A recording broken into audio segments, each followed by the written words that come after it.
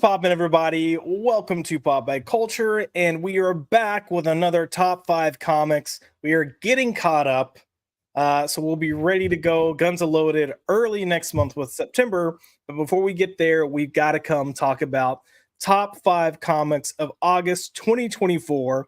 As always, I've got my main man Dolan, aka Drew, aka Andrew, aka I have too many names, but I write comics, so it's fine. What's up, brother? Hi. Doing right. Yeah, it's been a solid day. It's been a long day. I got my new batch of comics for the week I've been reading through. Yeah, let's talk about the best comics of August, dude, because there's a lot of great stuff. Heck yeah. A lot of good stuff. And once again, you're going to find out that we don't know how to count because we can't keep it to 5. But you know what? That's a good problem to have because there for a while we were struggling to even I guess this top 5 will do. So the fact that we're like, man, okay, here's my 5, but I really want to say something about these books because they were that good. That's always a very good problem to have when you want the industry to do well.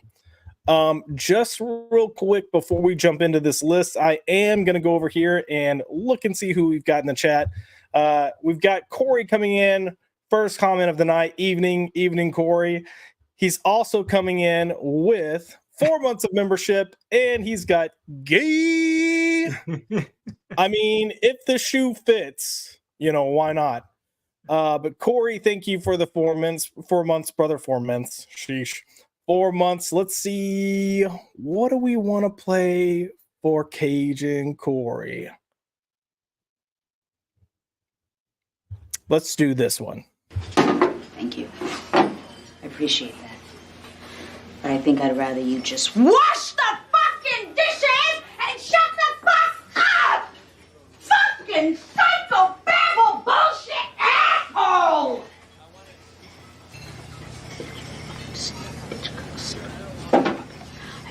I hate her. Corey, I love that movie. I that's love such a that good movie. If you've never seen Waiting, fix yourself and go see Waiting. Go watch Waiting. Find it somewhere on streaming, but it's hilarious. There's Corey, so much truth in that. There's so much truth. I love it. Yeah. and Corey, we do not hate you. We love you and thank you for always being here to support us. I appreciate it, brother. We also have Zach's in the house coming in with Joshy. So not only are you getting me on Wednesday night because we postponed, Drew had a separate stream where he's promoting some stuff. We might talk about it at the end of the stream. I don't know. But he was on a stream last night, so we moved ours to tonight. But after this, I'm going to be on Zach's channel talking about how to fix the MCU and who should be recast as which character. So that's going to be a fun little conversation. So once we're done here, let's go party over there. We also have Jamin D in the house. What's up, brother? Rock on. Jamin D's been a rock star lately, supporting myself, Max, and some others. So super awesome to see him here. We also have one of our YouTube Avengers, Shield Wall of Dragons, coming in with what's up? What's up, Shield? We will have Marvelous Monday returning. I think it's Monday, October 7th, I think is when the newest episode drops. But that'll be X-Men 2000. That'll come. And then we've got some more episodes that we're recording soon. So stay How long tuned. ago did we fill that? How long ago did we record that episode? It was like 2 months ago. Yeah. It was, yeah. It's been a hot second. Yeah, we're a little behind in getting those aired, but it'll all work out. It'll give us a break at Christmas time so we can just enjoy December. But yeah, that looks like that is pretty much the group right now in the comments. We'll check back to them as we keep going through books. So for now, let's just kick things off. And we're going to start off with our honorable mentions. Drew, you had quite a few honorable mentions. I mean, to be fair, you're reading more books for this stream than I am for this stream. So I'm covering the debuts. Drew covers the overall. So he's got a lot more to try to pick and pull from for his top 5. But he came at me. He's like, I've got a list. And he sent like a list. And he's like, I'm going to try to whittle it down. And I think he got rid of maybe like one book. So let's kick things off with your first honorable mention. And I will bring this in as one of my honorable mentions as well. but it's Venom War Zombiotes #1. So this is written by Kevin Scott, art by Juan Jose Reap, and colors by Ceci De La Cruz. Drew, why is this on your honorable mention list? Well, so I'm gonna say to everyone out there, do not read it. Do not read this comic book. Take it in for the art. My boy, Juan Jose Reap, he did the art for this. This is one of his swan songs at Marvel. This is like his last book he's doing at Marvel. And he is going out on a banger. This is some of the best work of his career. It is mind-blowing. And this is something I've always wanted to see from the symbiotes. Because, Josh, you may agree with me on this, because there was a certain point in time when Cullen Bunn was writing the symbiote crap, and it just felt like nothing significant happened when someone got a symbiote. It's just like, I'm Captain America, I have a symbiote now. I'm Wolverine, I have a symbiote now. Blah, blah, blah. Nothing changes.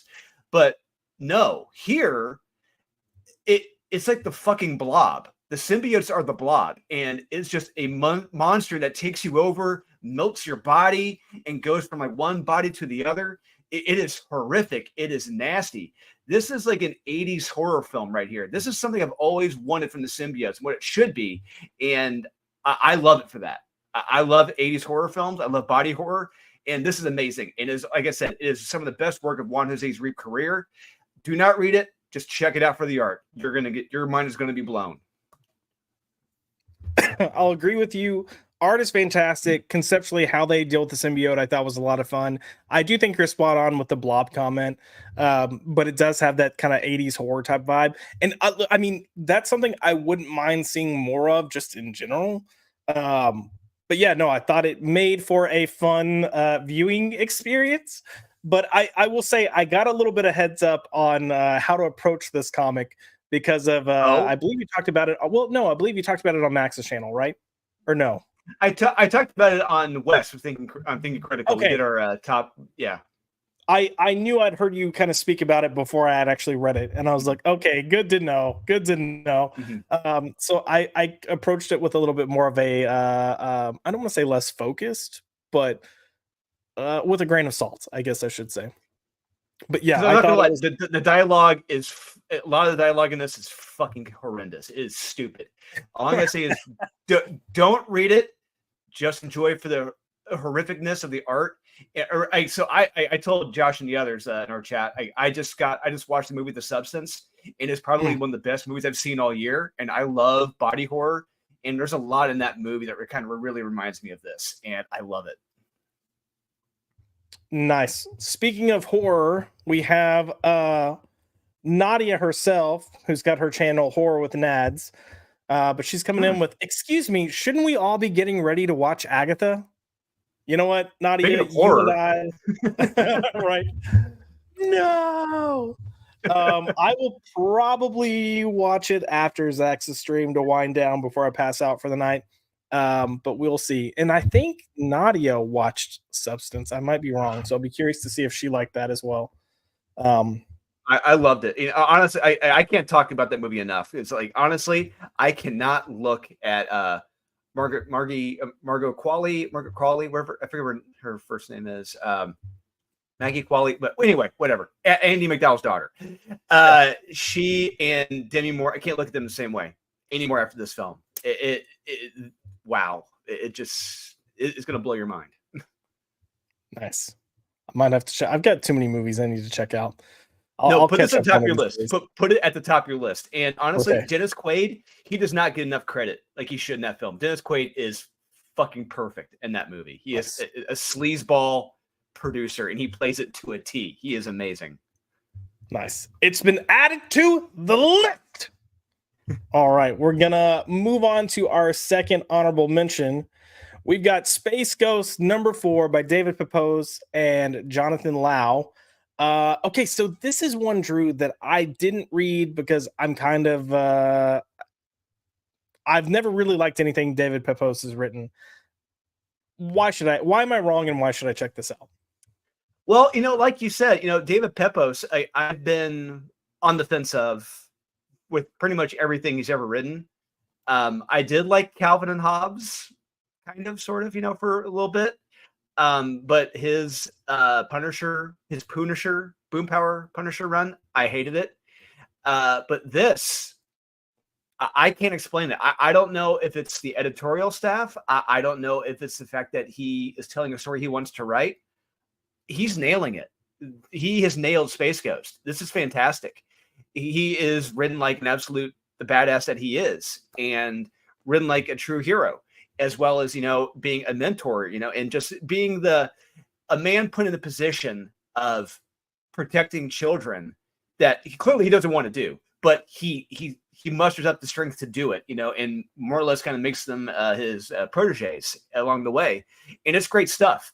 I love it. And what they're doing with Zorak, just making him an actual legitimate threat, kind of like he's treating him like kind of like an Annihilus type character, which is I love that approach to it.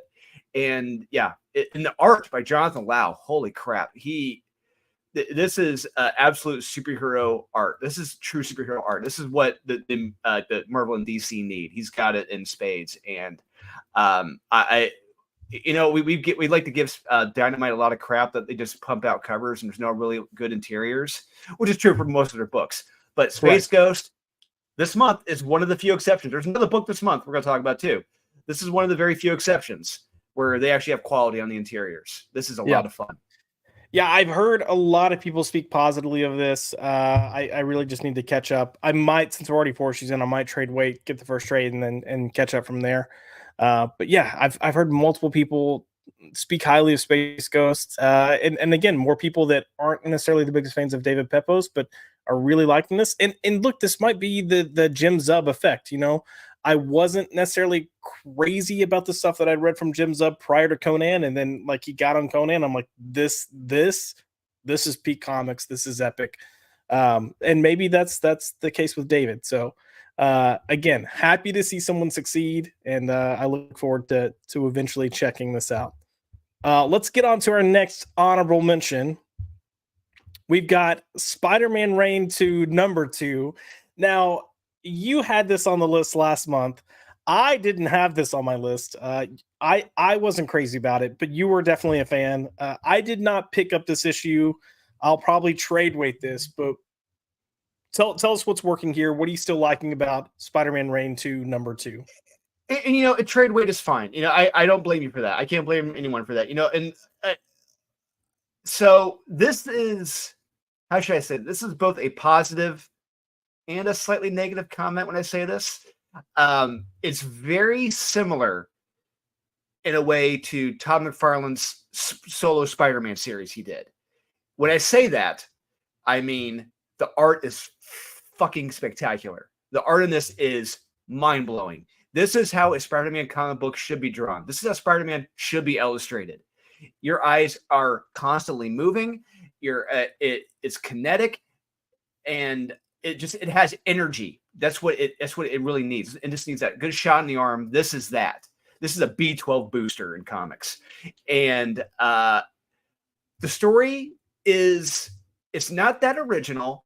I'm not gonna say it's hard to follow, but it's just like, I think I understand what's going on. He's going into the past, or is he another timeline trying to fix things? Then you get a twist at the end. But it's an okay story. But you're coming here for the art, and the art is a killer. And Kerry Andrews, he is fantastic. And honestly, this is a guy, I mean, before this series, I know he did that Amazing Fantasy series, but I'm trying to think what he did in between this and that, or was he just working on this the whole time? I don't know, but he is a legit, and he is, I don't want to say God tier, but he is one of these superstars at Marvel right now. And Marvel should be praying to God every single day that they still have him working for them. Yeah, what I will say, I'll give him credit. Like when you see his stuff, you know it's his work, and that's, I mean, that's something that I think is sometimes rare to find in comics. But if you do have that, like I feel like you're pretty set. But it looks good, and he has good storytelling visually. Yes. 2 questions for you. Are we still getting Peter swinging around in his underwear with his moose knuckle showing?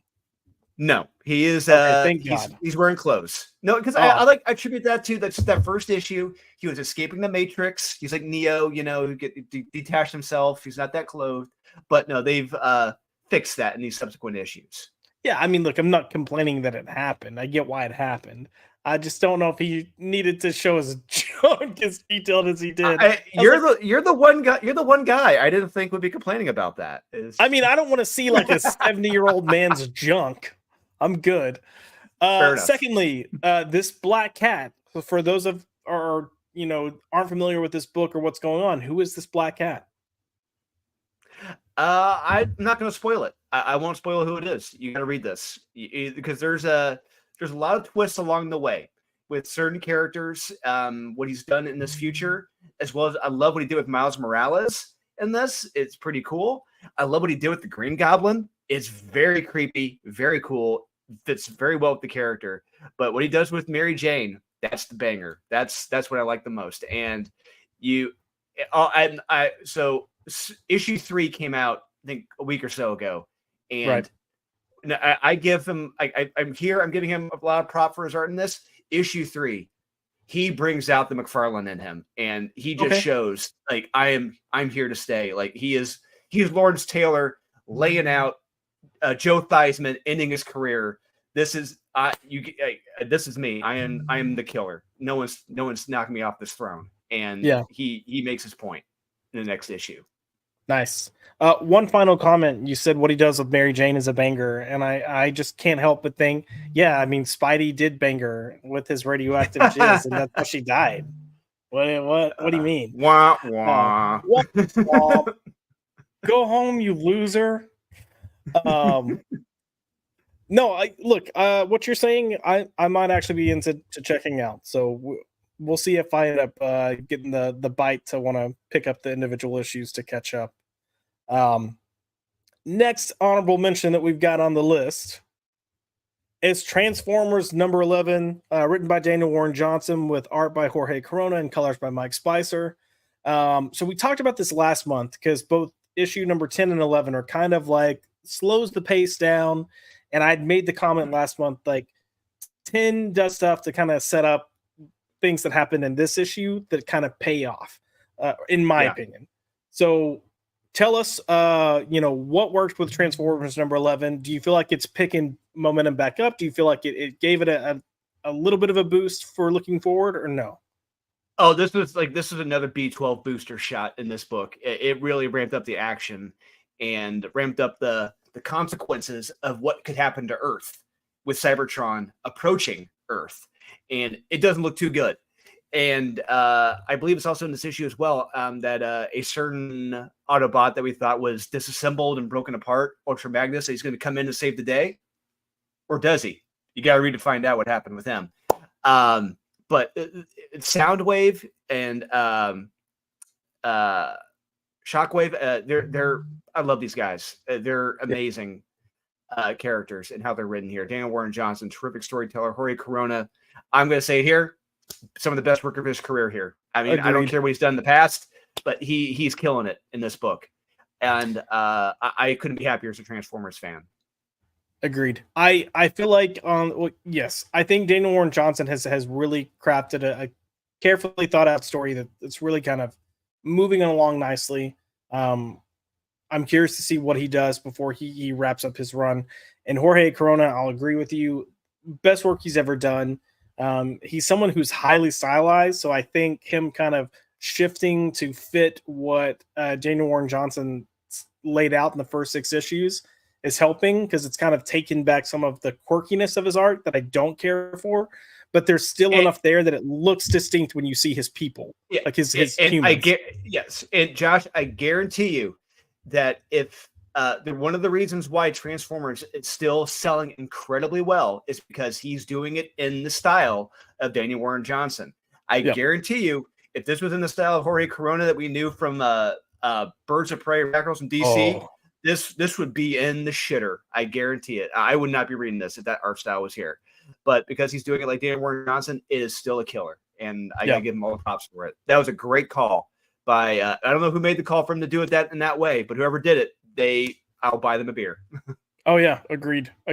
And I'll even say kudos to even giving Jorge Corona a chance. I don't know if it makes me wonder if they audition, quote unquote, some artists to see who can get close to Daniel Warren Johnson's look. Because I do think that consistency is important. Absolutely. But yeah, he's doing a great job. So Yeah, another fantastic. So real quick, I'm sorry, a little segue, but on the same topic of that, I distinctly remember during I think it was it's during the New 52, I think, and it was when Jason Fabok was on Justice League, and he was doing the art with Jeff Johns. Is when they introduced like the Metron chair, Batman's sitting in the chair. He's like, so you have this great, brilliantly detailed art, and then it jumps to Daniel Acuna. It's like, whoa, what the fuck are we doing here? Yeah, Completely different style. Don't get me wrong, Daniel Acuna's great, but when you do a style jump like that, it is jarring. And it is. Thankfully, Jorge, there is no jarring difference in the art, which is fantastic. Yep. Yeah, when you have, even if it's a solid artist, if you have an artist and the two styles just don't mesh well, when you're reading it, especially if you're reading the collection, it can pull you out of the story. And then it also sucks because sometimes you have great moments going on in the story and they've switched artists and it's just not nearly as good. You're like, womp womp. Okay, this sucks. Yeah. Next up, we have more honorable mentions for you. We'll get to our top 5. It's a great month. It's a great month. Next up on our honorable mention list, we've got Destro number 3. Now, this is written by Dan Waters, art by Andrea Milana, and colors by Adriano Lucas. So last month when we discussed this, I mentioned that I picked up number 1. I thought it was fine, but I wasn't eager to keep reading it. And you came in and surprised me with praising issue 2. So I said, all right, well, maybe I need to catch up. I will say I've picked up issues 2 and 3. I have not read them yet, but I've at least picked up issues 2 and 3. Drew, what makes this a great issue? And what's helping it turn around from that kind of just mediocre start from issue 1, in case there's more people like me that just picked up the first issue? Well, I will say what's one thing that Destro should not be is at the forefront of the battlefield. He will not be out there in the forefront with his own weapons shooting. He is not that guy. He is the guy in the background. He is not the guy who's going to be killed by his own fucking weapons. You're an arms manufacturer. That's not going to happen. And thankfully, they kind of fall more into that in these subsequent issues. As well, we learn more about the backstory of Destro, his family lineage, where he goes to seek guidance and solitude. And we discover that as a faction may have discovered where his family lineage is, and they may be coming to attack him. But yeah, it is fantastic. It's great. The art really fits these issues, these stories that they're telling, more so than issue 1. And it's made for a very fun read. That Destro is it's steadily gotten better. Dan Waters has proven me wrong so far. I mean, issue 1, it was shaky ground, but it's gotten better. Yeah, so Dan Waters is a writer for me that I actually enjoy, but I do think he's a little too internalized and character focused sometimes. But he's not an action adventure guy. He's not an action adventure guy. Correct. He had the Arkham book that I thought was pretty damn good, and I think it was The Seasons Have Teeth that I thought was really interesting. I'm not going to say earth shattering, but it was definitely unique. And I like how he approaches characters. I think he writes complex characters, and I appreciate that, because I think a lot of comic book writers fail to get complexities or nuances to their characters. But if he's getting better at doing action, I think he's got a lot of potential to kind of find that balance and really kind of deliver some bangers in the future. So good for him. Because fun and exciting is not something I think I would call most of his books. No, good. Yeah, you're 100% correct. Yeah, good, different, suspenseful, weird. Yeah. Yes. Yeah. Action oriented, adventurous. No. Nope. Even the Arkham book, that Batman book that has Azrael in it, was severely lacking on action. But, yeah, that was a very weird, suspenseful, Vertigo style book. where you don't know what the hell's going on. 100%. But yeah, I look forward to catching up on this. So next month, if it's on a honorable mention, I can talk about it. All right, on to our next honorable mention. We've got Red Coat number 5, written by Jeff Johns, with art by Brian Hitch and colors by Brad Anderson. I think this is a really fun book. I think it's finding more lore to play with, and it's kind of just going balls to the wall in ways that I didn't expect it to go. So it's always refreshing to have a book that surprises you, but feels like it's also taking advantage of the potential it has. Yeah, and I guess I think it was an issue 4 or issue 3. I forget which one it was at this point. I read a lot of comics, obviously, and write a lot of stuff.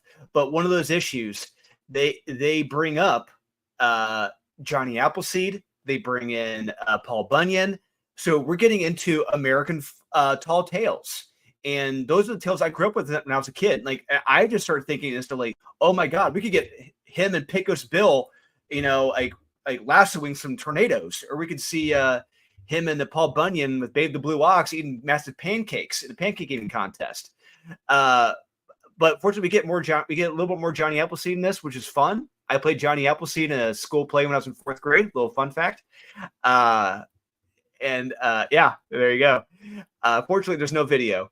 But I had a blast reading this, and I love where they're going with this. I love the founding fathers, the twist, like with George Washington. It's not something I'm not unfamiliar with, but I do kind of enjoy it. It's a fun in this story that Jeff Johns is telling. But yeah, it's just a fun, interesting look at an alternate American history. And I can go with it. Yeah, I agree with you. It is a fun kind of alternate look at American history. Before we move on to the next one, Chris came in with a comment. First, welcome, Chris. Good to see you here, brother. But he popped in with, Destro is not a bad book. Scarlet, on the other hand, is a bad book. So, Drew, yes, you agree, but don't you have that in your top 5? Oh crap! I do have. Oh, that's right. Yeah, no, I don't think either. That is one I read one issue of, and I was like, I'm good. The whole I read issue 3. No, the whole we have a secret code and only us know it, and this is how we like. I was like, this is way too much. And I can guarantee you, there was a judicious editorial mandate or rewrite that these two are not lesbians. And Kelly Thompson wanted to make them lesbians, but there was like some editorial adjustments on the dialogue to get that out of there. Probably. I wouldn't be surprised. But yes, Chris, we agree with you. Scarlet, not a good book. It's for me, it's the one miss the Energon universe has had so far. So 100%. Which aren't, isn't bad overall. Odds-wise, you got G.I. Joe. You had Cobra. You had Cobra Commander. Mm-hmm. Yeah, Duke. Yep. Transformers. Mm-hmm. Destro. Yep. So 5 out of 6 is not bad. No, at all. All right. Next up on our honorable mention list, we have Nemesis Rogues Gallery number 2, written by Mark Miller, art by Valerio Giordano, and colors by Lee Lawfridge. Giordano. No. So I don't want to sound negative. I really liked this issue, but I cannot move, and I'll let you say your piece. I cannot move past this little sidekick getting his costume and looking like a tampon. Carry on.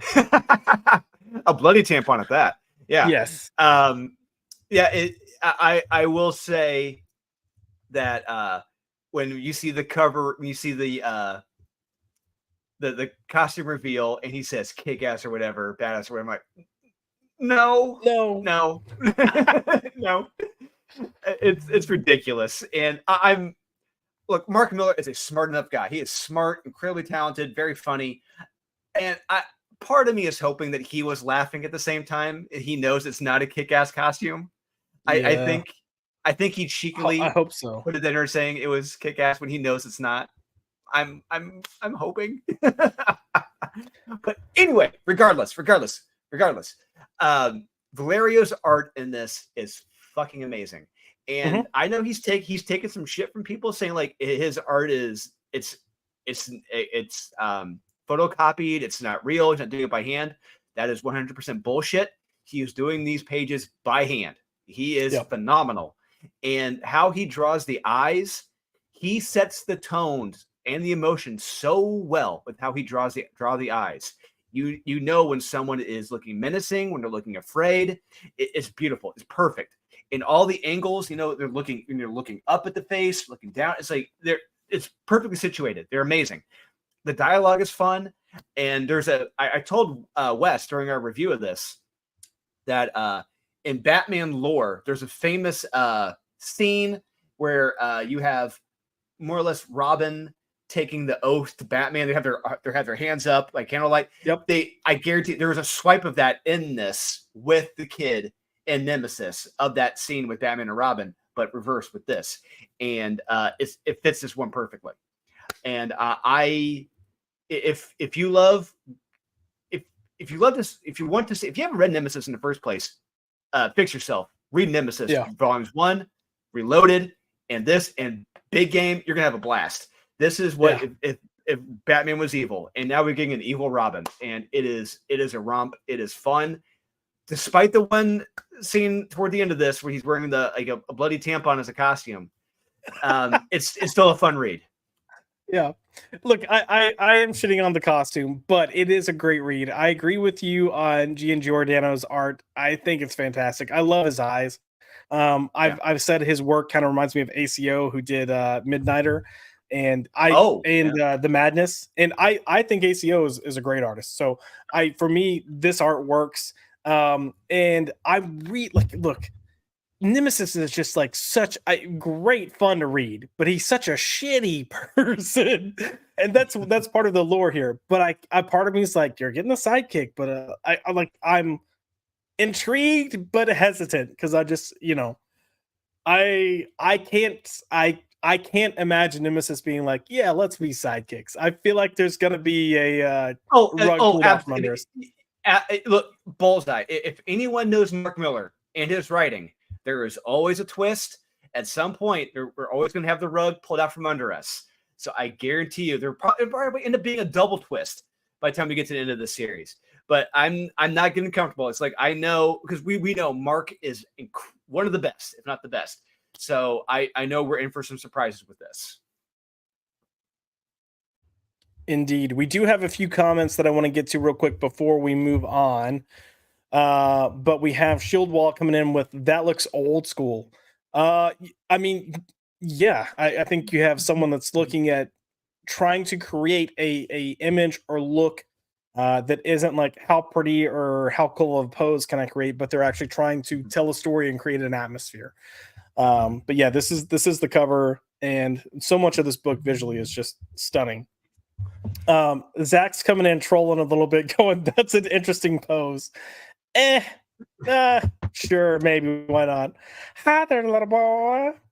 Well, there's a funny joke. They actually have fun at that. They're talking about like where he's like, now I want you to suck my dick or whatever. It's like, wait, what? No. And I'm just fucking with you. It's like, I love it. That's great.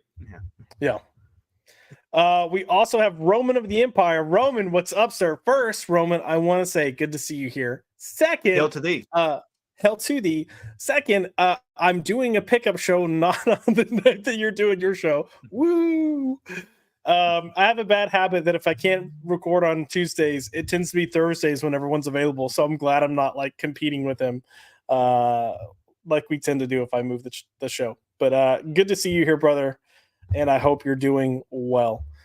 We mentioned Midnighter. Roman also came in and said, big fan of Midnighter. Yeah, Midnighter is one of my favorite characters, probably top 5. More people need to check out Midnighter, but also check out Nemesis. Another one written perfectly by Mark Miller. Yep. And both brutal characters. Like if you want brutal characters, Midnighter, Nemesis, they're your go-to. Oh my God. Midnighter's at least more. You want to talk about a badass crossover if DC had the balls to do it? It'd be a Midnighter versus a Nemesis. Oh my god, dude! Written by Mark Miller, Yep. art by either, I don't know, Valerio or by bring back who did Volume 1? Jorge on Jimenez. No, Volume 1, original Volume 1 of Nemesis. Shit. Oh no, why can't I think of this? Steve McNiven. Steve McNiven. Yes. Bring back Steve McNiven on it. Holy crap! That you want to talk about instant 100K seller book? That would be that. Guarantee it. Indeed. Zach even said, I thought that was Midnighter. Look, their look is not too far off. One's white, one's black, but they got that kind of dome skull helmet thing going on. So yeah. And we've got Mark McGrath in the house. What's up, brother? Good to see you here. He put the art Nemesis Rogues Gallery reminds me of Marvel black and white magazines from back in the day. I can kind of see that. Yeah. I can kind of see that. I would like to see a black and white edition of this. That'd be pretty cool. Oh, yeah. That would actually be really nice. I'm hoping that Mark, because he's got so many good artists on his books, I kind of hope that Mark Miller will take these and kind of re-release them as black and whites, just to absolutely if people want them, because I would buy it. Final comment before we move on is, Chris, did you guys see that Transformers 13 has sold over 100,000 copies? Saw it on X the other day. That particular issue? Because that's not out until next month, right? Is it supposed to be like a big penultimate issue? Hold on.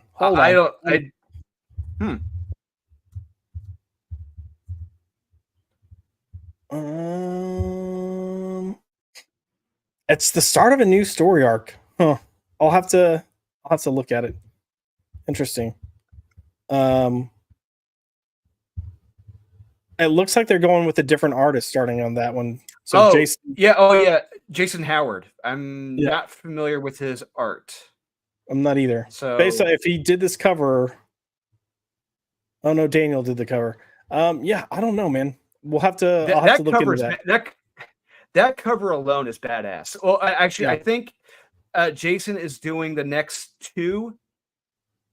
He's doing the next because they're Starscream specific stories. It's like the Fate of Starscream. I think it's a two-parter. He's doing the art for.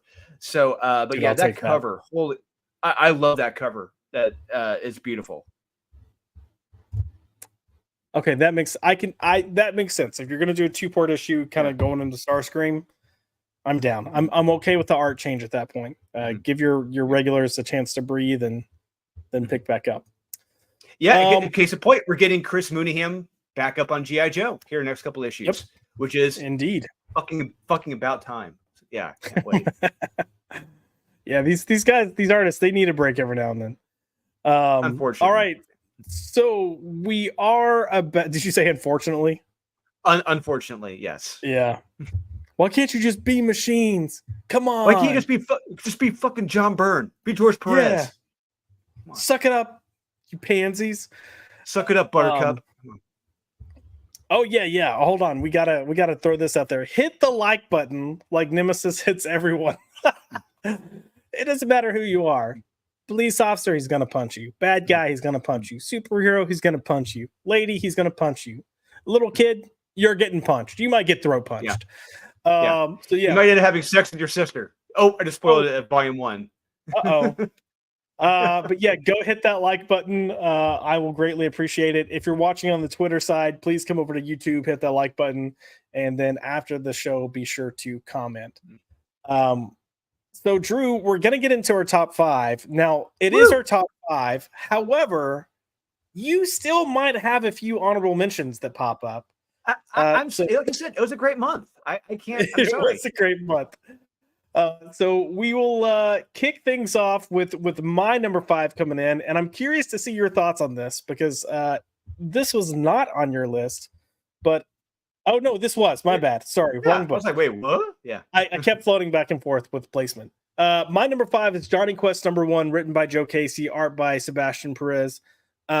This is one of those Dynamite books that you mentioned. You know, Dynamite might make another appearance, and here we are. I thought this was a lot of fun. I'm not the biggest Johnny Quest fan. I remember watching it on Nickelodeon. And I picked this book up just kind of curious to see what they were going to do. And honestly, man, like I read it. I thought it was a ton of fun. I like the concept around it. I like that they pull them into the future. Sorry if I'm giving too much away, but it really, for me, created a unique scenario that I can't wait to read more of. Yeah, and so truth be told, I'm putting it out there. I am a lifelong Johnny Quest fan. I have watched Johnny Quest pretty much every year of my life. It doesn't matter what it is. I'm always watching the old episodes. I'm watching the TBS animated feature movies like Johnny Quest versus the Cyber Insects. I love that stuff. I love Johnny Quest, and I've got the theme song as my ringtone. Johnny Quest has just always been a part of my life, and I was very nervous about this comic book series. I'm just thinking to myself, Joe, don't fuck up my childhood, man. Don't you dare. And he didn't. He nailed it. And same thing for Sebastian Perez. He nailed it as well. And so a little anecdote about Johnny Quest in the free comic book day issue 0. I remember asking you, because I remember my comic book shops here, I guess they sold out. But it sounds like your store didn't order any of the free comic book day issue 0, or they did sell out. They did sell out. Yeah. So when I went, they didn't have it because I didn't plan on getting anything. And you had mentioned like, oh, will you check and see if they have this? And when I went there, they're like, yeah, no, we don't have that. That was something they sold out of. And I can't remember what the other one they said was like a big draw. Because then they joked like, "Oh, we've got plenty of absolute power if you want that." I'm like, "No, negative, brother." Which he knew. He knew. My LCS owner's name is Dave, and he knew that was going to be my reaction. But then he showed me like the stacks that they had of it, and I'm like, "Yeah, no, please don't." So yeah, it was. It's like Jingle All the Way. It's like movie Jingle All the Way when it's like Turbo Man sold out. We got plenty of Booster. You want Booster? No. Yeah. Look, this was a pleasant surprise. I thank God to Joe Casey, which Joe Casey for me usually delivers. Yeah, he does. But yeah, this was another one that I was like, oh, this could be rough, and it wasn't. Mm-hmm. And I'm not as tied to Johnny Quest as you are, but. I did have some reservations here, and I was very happy to see that they really kind of came in, respected the source material, found a way to make it fresh and different, but still familiar. Every character, not just that. I know these characters' voices so damn well at this point in my life that every voice is perfect in this. Race, Dr. Ben Quest, Haji, Johnny, Dr. Zen. Spoiler alert. But they're all written to a T. Joe Casey nailed it. Yeah, indeed. We're going to go on to your number 5 pick for the month of what month are we in? August. For the month of August. September? October? September. Your number 5 pick for August is Conan the Barbarian, number 14. We mentioned this book earlier, but written by Jim Zub, art by Doug Braithwaite, with colors by Diego Rodriguez. Drew, let us have it. Why is this book in your top 5? So the Frost Giant's Daughter is one of my. It's not the best Robert E. Howard Conan story, but it is one of the most iconic ones. It is one of the most often adapted stories. And I love what Jim has done here. We more or less have this story from her point of view. This issue from her point of view, how she sees Conan, how she sees man. And she just initially she sees all these different men fighting each other, just saying how pathetic they are, sad and lowly they are compared to her. And then she sees Conan, and it's like, oh, who's this young fella? And it's just like, hey. Conan's got that Kavorka, like what Kramer had in Seinfeld, just they instantly fall for him. And she's falling head over heels for Conan in this. And it's like, hey, the way Doug draws him, what he's doing to other guys in this, I can't blame her. It's fantastic. The art, I think, honestly, I'm going to say I wasn't a big fan of Doug on this series. And because speaking of jarring art styles, you go from Roberto Del Toro to Doug Braithwaite, two completely different styles. But I will say, in my opinion, Doug has gotten better on the books, and I do love what Doug has done here in this issue, because it looks fantastic. And if you have not read Conan by now, shame on you.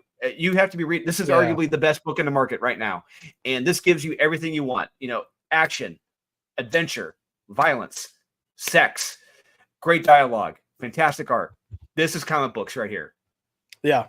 I mean, it really is. It's really encompassing everything. It feels like it's just infused with testosterone, which, yes, I know some people are going to be like, oh my God. But I feel like when you've had so many comic book characters that are supposed to be like this hyper male, personification, they've changed so much or been watered down or,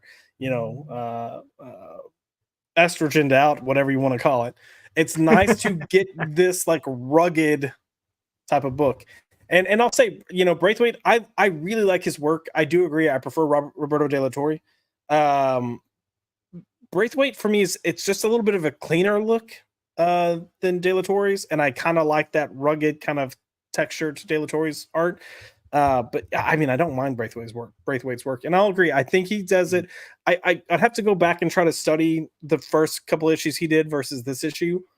But I do feel like he got a little bit better, and I don't know if he just kind of maybe studied what De La Torre was doing and shifted a little bit. But there was something that hit a little different here.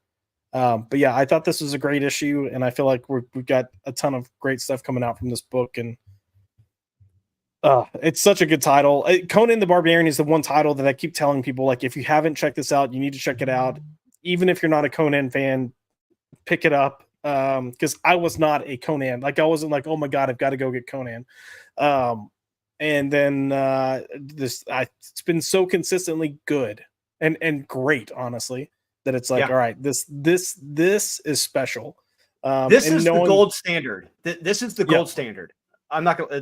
There's no other way to put it. It is the gold standard. Every book that wants to be an action adventure book, this is the bar. This is where you need to come from. This is where you need to reach. Let's go. Who's gonna reach it? Who's going for it? Yeah. And I know we say this each month when we do this, but Jim Zub, like, the passion he has for this character, the knowledge he has of this character, it gives me hope for what all he has planned. And it's making it clear this isn't going to be like a one-hit wonder in terms of an arc.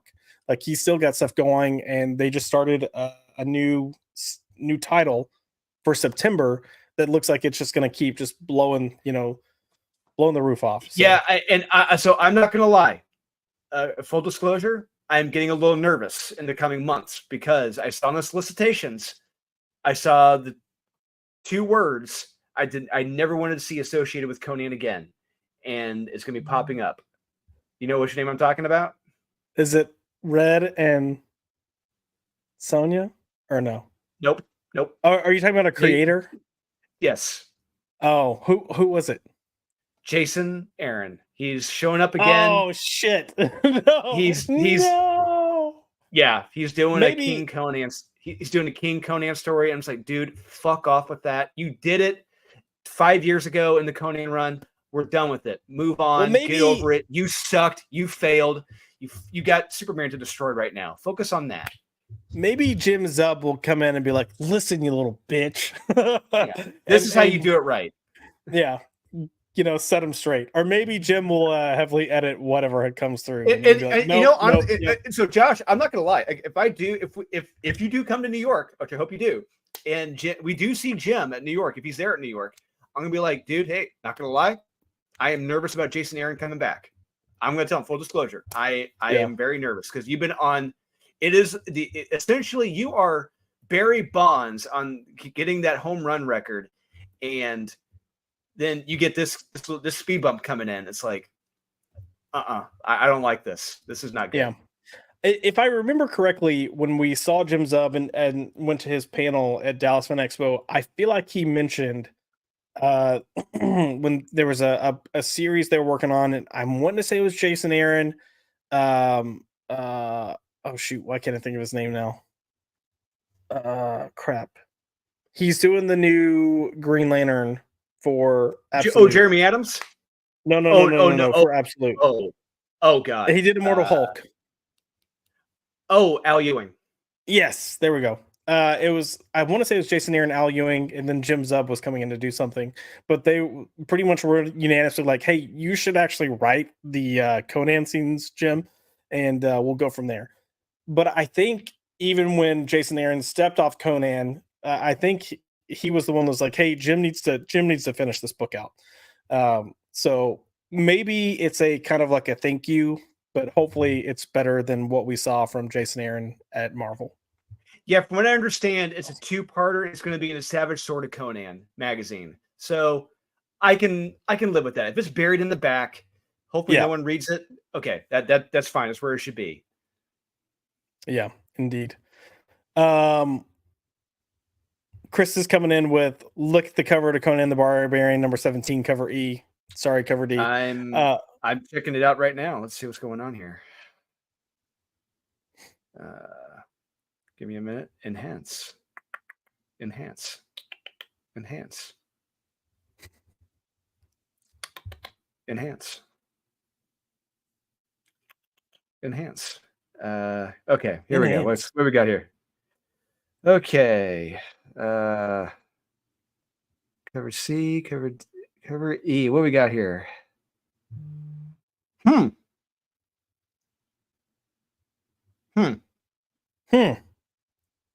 What do we got there? What do we got, Drew?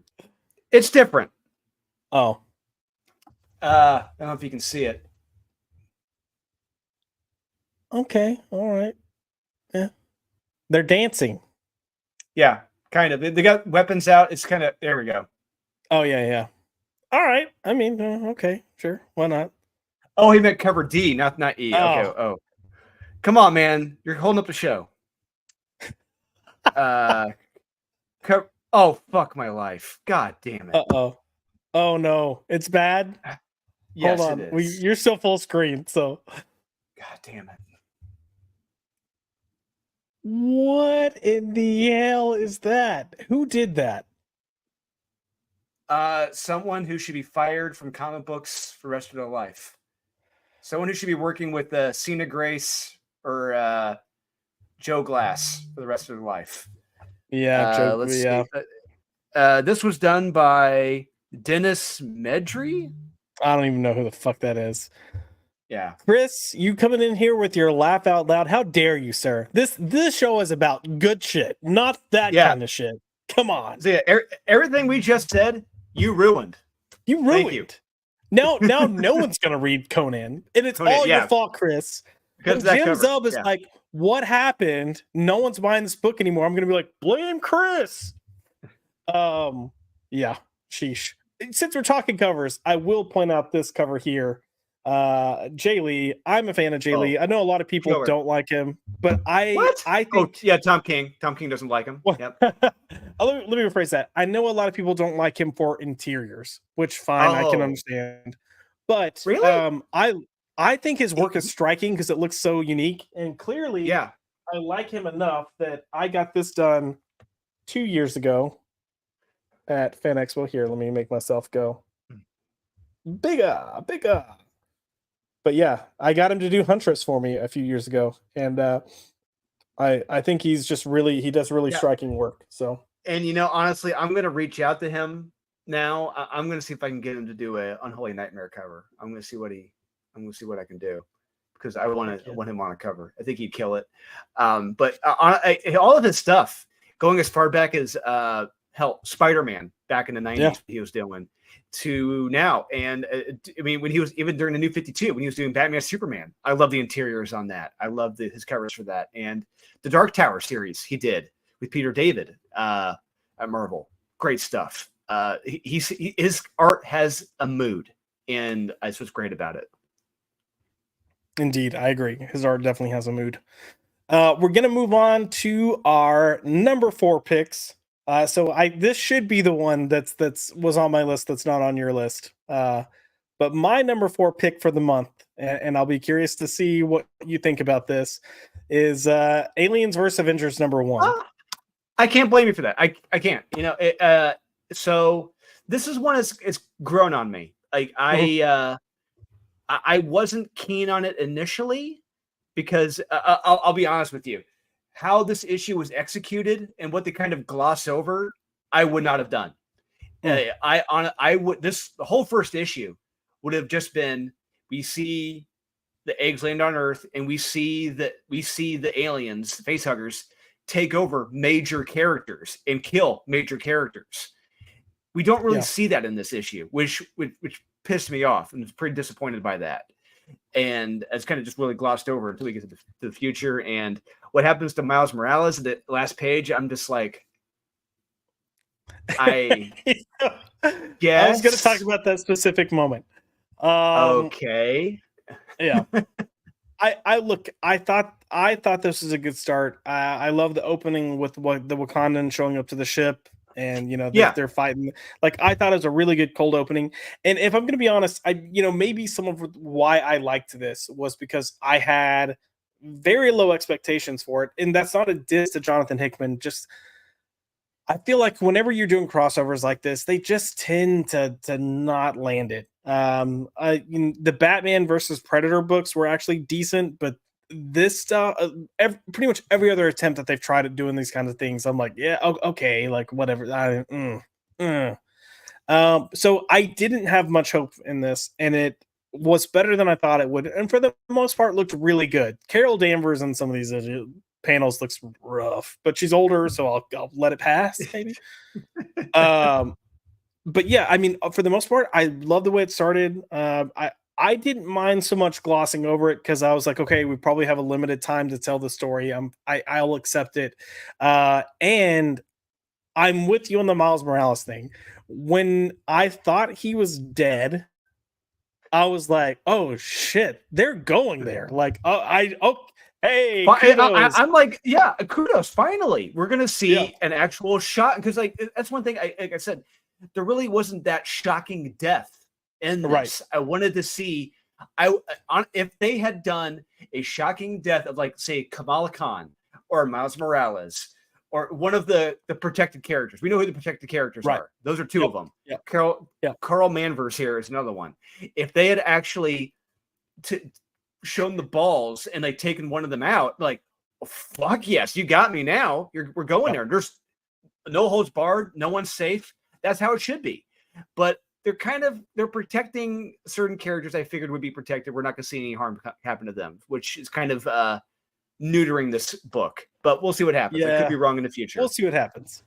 For me, if they had just stuck with killing Miles, this would have been, and sorry for those that if I'm ruining it, because this is towards the end, I would have been, it may have been up a little bit higher on my list, but then they kind of undid it. But I will say the whole idea of aliens and the symbiotes kind of, I'm down. I'm down to see what happens. So, I thought it was a solid read, way better than what I thought it would be, better than I think it might have a right. Well, I won't say that. You should be able to write an Avengers versus Aliens book, and it should be pretty damn kick-ass.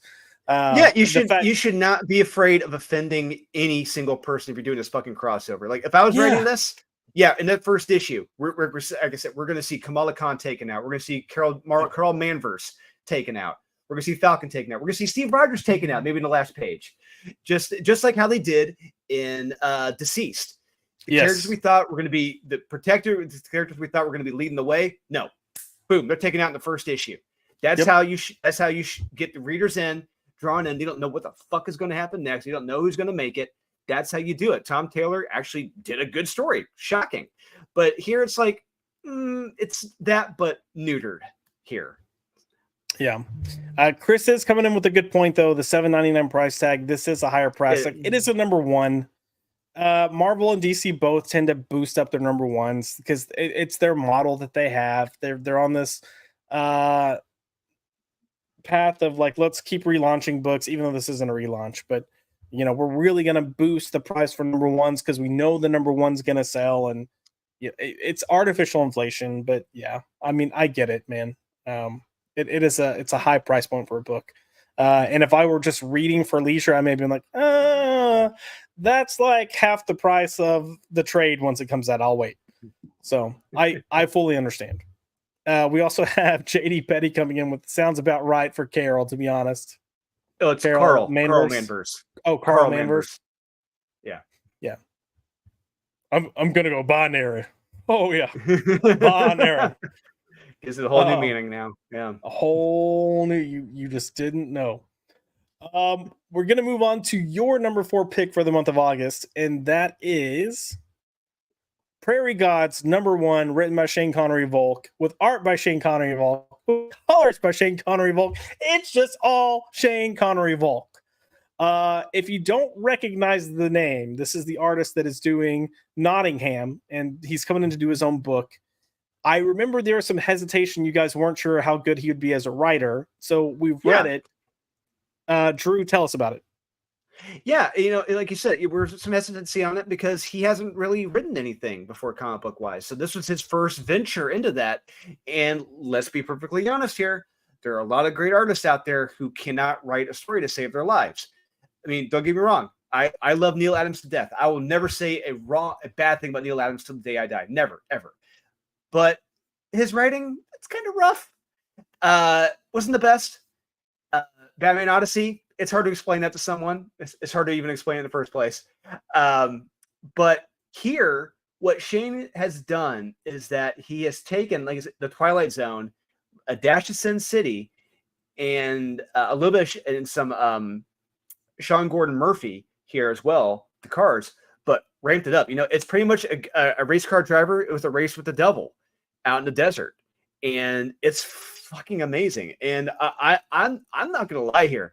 I said this with Wes that Shane here is drawing race cars in an actual race better than Sean Gordon Murphy. I love Sean Gordon Murphy in his cars, but Shane is showing him up here. These are fantastic. The car race in this is fantastic. It's got you on the edge of your seat while you're reading this. You don't know who's gonna win this, the devil or the race car driver. It's fantastic, and it has a really good ending, and it really ends the way that's appropriate. And I had a smile on my face when I saw the ending. I'm like, yep, that makes sense with the devil. I'll go with that. It's a very fun read. Shane has told a very well crafted story here. So I guess each one is going to be a different story. So this is a one and done story, and it's fantastically illustrated, fantastically told. It's a great jumping on point. Do check this out. It is a very fun read. Nice. Yeah, I failed at my job because when I went to pick this up the week this came out, my LCS was actually sold out. Again, good problem to have. And because I remember having a full conversation with my owner about like, hey, did you not get this? He's like, no, I got it, but I clearly should have bought heavier. And he's like, I didn't think there'd be a lot of attention for it because it's Mad Cave, right? Yes. Yeah. He's like, I don't, just for whatever reason, we don't get a lot of support from Mad Cave. And he mentioned Nottingham because he recognized the tie there. And he was like, most of Nottingham, we've got like just savers at this point that it kind of just fell off for people picking up the individual issues because you have idiots like me that never got on Nottingham. So I missed this and meant to, try to get a digital copy and then completely blanked. So there's a good chance this would have been in my top 5. However, I will go ahead and tell you guys it's not in my top 5 because I'm a moron that didn't read it because I missed it by mistake. But life happens. Drew can give me shit about it, which I'm sure he'll do for like the next week or so. And you guys can give me shit in the comments because I deserve it. I've let you down and I apologize. Hey, we all make mistakes. We all make mistakes. Some of us like certain things. We won't name any movies though. JD Petty does have a comment about Batman Odyssey. He said Batman Odyssey is pure Kino. I don't know what Kino means, but neither do I. Yeah. JD, you'll have to let us know what Kino means. I will go ahead and tell you, I am not a fan of that book. It is crazy. It is a crazy read. That is one way of putting it for sure. But yeah, I need to circle back and get Prairie Gods to check it out. And I didn't realize that each story was going to be different. So I think that has a lot of promise. Yes. And it's, it's refreshing to see that Shane is a solid writer as well. Because I think that's only going to open up his opportunities in the industry. So, and he's getting better. You guys have talked about this with Nottingham, but he's getting better as an artist as well. 100%. So, You can. It's very visible. We even told Shane this when we interviewed Shane. No big deal. We showed him comparing his art to, like, I think it had been issue 13 or 14 of Nottingham at the time, comparing it to issue 1, and you just see the level of depth he puts in the pages compared to an issue 1. It is night and day, complete night and day. He's completely leveled up, and that's what you would love to see in an artist. Yeah. And then learning his potential as a writer as well. Like that's a dangerous combo. If he gets on the right stuff, it's a dangerous combo. So 100%. Let's go ahead and move on to our number 3 picks for the month of August. So my number 3 pick coming in here may or may not be one of your honorable mentions as well, Drew. But I am coming in with Prodigy Slaves of Mars #1, written by Mark Miller, art by Stefano Landini, and colors by Michelle. I'm not even going to try. It's Asarascorn. Mark, if you watch this, correct us and tell us how to say this. I thought this was a really good book. At first, I was a little off kilter because it kind of jumps a little bit, but by the end of the issue, especially the way it ends, I was like, all right, I'm down. Like, I'm down. I'm ready to dig in. I'll let you go ahead and kind of jump in with some of your thoughts, and we might expand from there. Yeah, it was funny about that, and you read the synopsis of this, like from what I recall in issue 1, the NASA and the space program, it really isn't at the forefront of the issue, from what I recall. And it's more or less focusing on Edison Crane and eventually his brother. And like we see the downfall of Edison Crane, his company, losing everything. And it's a great open. It's a banger of an opener issue and a shocking ending. This is a very, very fun issue. And I do love what Mark is doing here. I'm not tooting my own horn. Try not to toot my own horn, but I am going to toot my own horn. It's what he's doing here with the Prodigy of Slaves on Mars is kind of what I'm doing with like Silent Nights and Unholy Nightmare, where you have the title of this is not the A plot of the early issues. It's going to eventually become the A plot in the subsequent issues. But right now, it's like the C plot. That's what I'm doing with Silent Nights, where there's a certain story element that's like the C plot, but it's going to eventually become the A plot. And I love that method of storytelling, and it's brilliantly well written. I love it. Yeah, I agree with you. The the focus really is on setting up Edison's current scenario of where he is by the end of this issue. Excuse me. But I mean the stakes and how it gets there. You've got this guy that is this genius that kind of creates things, and everything comes easy to him, and he doesn't have to try, and he can just do stuff. And be like, all right, I'm gonna. Yeah, he's Buckaroo Banzai. That's why I call it Buckaroo Banzai. And he's gonna be like, all right, I'm just gonna go live my life because this is taking care of itself now. So he'll go kind of do his thing, and that's where we catch him at the beginning of this issue. But when he comes back to everyday life, he kind of realizes, oh shit, everything's gone to hell in a handbasket, and it's way worse than like, oh, things are failing. Like someone is systemically attacking him and dismantling his world. And by the end of the issue, you kind of see where he is in desperation. But it's a hell of a start.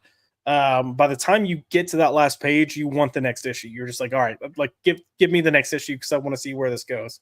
Spoiler alert, issue 2 is just as great. Issue 2 is fantastic. Yeah. So really good stuff here. If you're not picking up Mark Miller stuff, you need to be picking up Mark Miller stuff. He does it. It's really easy to digest kind of packages because he does it in like 5 to 8 issues. They're mostly really 5. Condensed, huh? Mostly 5. Yeah.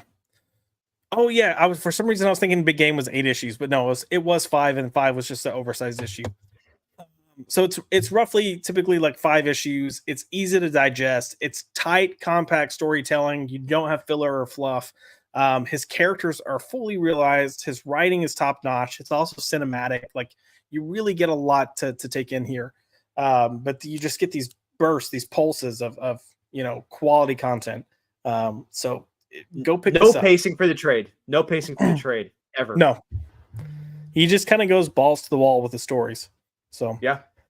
highly recommend this if you haven't picked it up. And of course, you have the original Prodigy. Go back, pick up the original series and catch up there too. But speaking of prodigies, we have Jana Banana in the house. Sup, boners? What's up, Jana? How are you?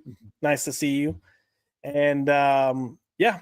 So, Drew, let's get on to your number 3 pick of the month of August, and that is going to be The Savage Sword of Conan, number 4. So for those of you that don't know, you have Conan the Barbarian, which is the mainline series. Savage Sword is is it a quarterly series?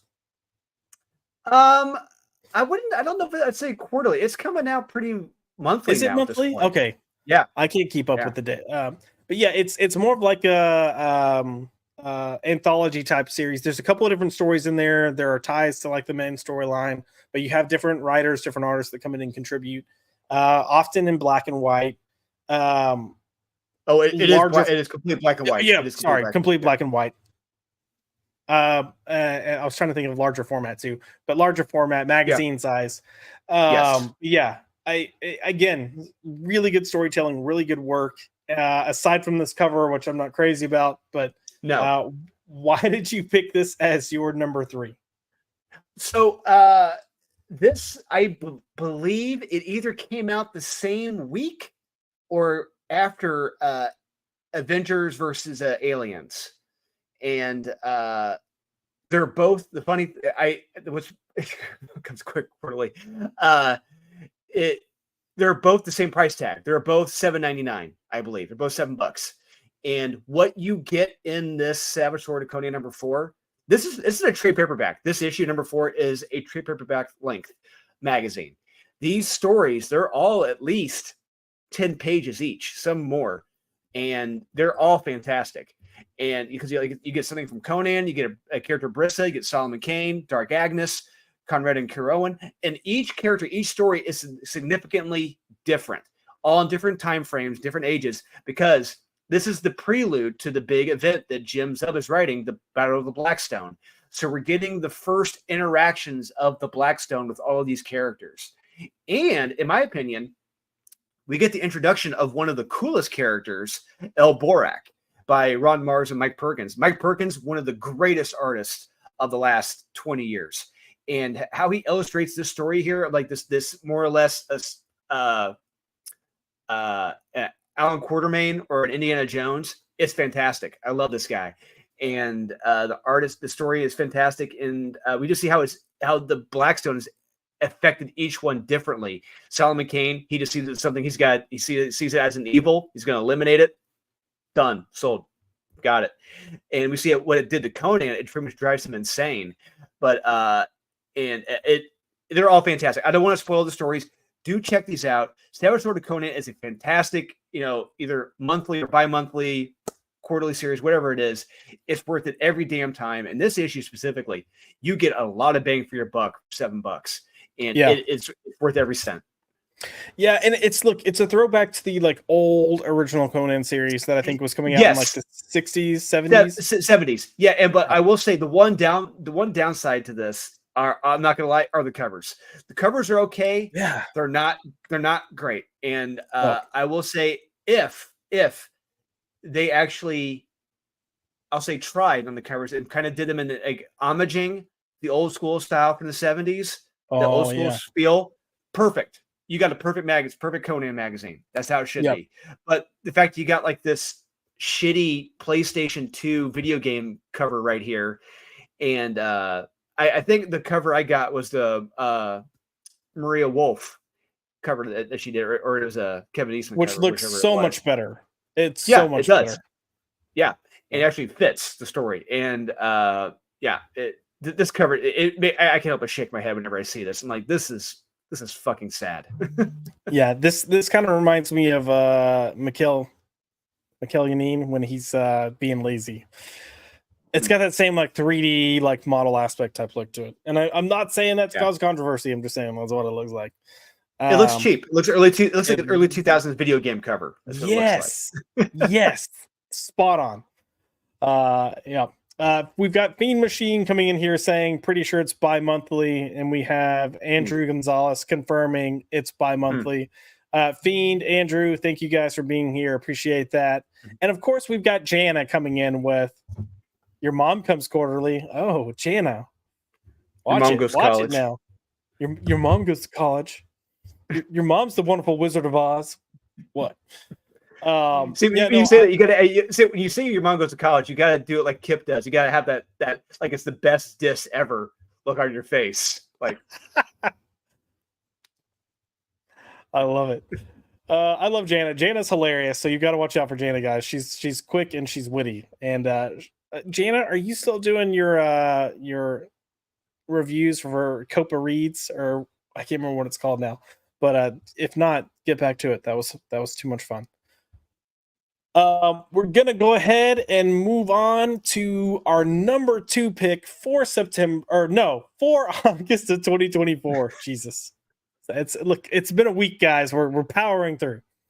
So coming in for my number 2 pick of the month, this also may or may not be an honorable mention for Drew, and it may or may not be from a creator that we've already discussed, but we've got Nightclub 2, number 1, written by Mark Miller, art by Juan Ramirez, and colors by Fabiana Mascolo, sorry.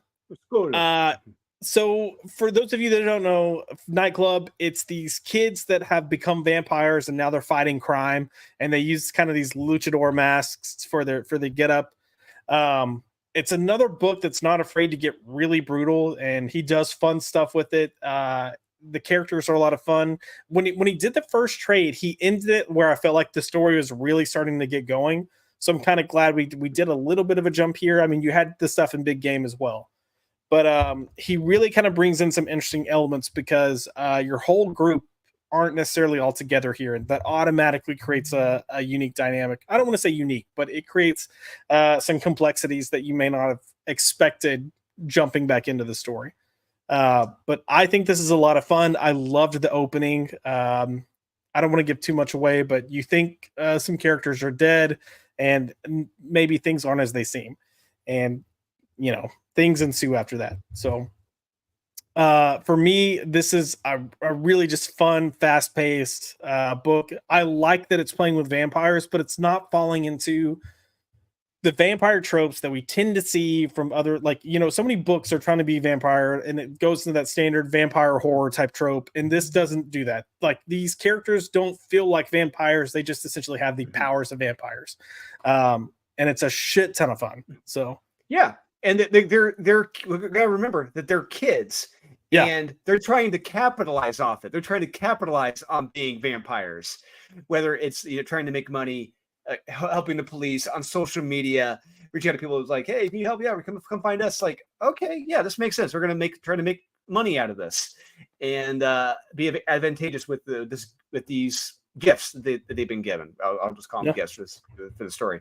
But yeah, there's some great interpersonal drama that picks up from the previous run, and to touch upon it briefly, like you said, in Big Game. But it takes a very interesting turn at the end of this issue, and I'm very curious to see what happens next. But yeah, like you said, it's a very quick, fast-paced read. But what is it? What else is there to say about Mark Miller? He's a fucking genius. He knows what he's doing. He's the best. And all of these books feel and read differently from one another. They're all in the same universe, but everyone has its own unique identity. It stands out.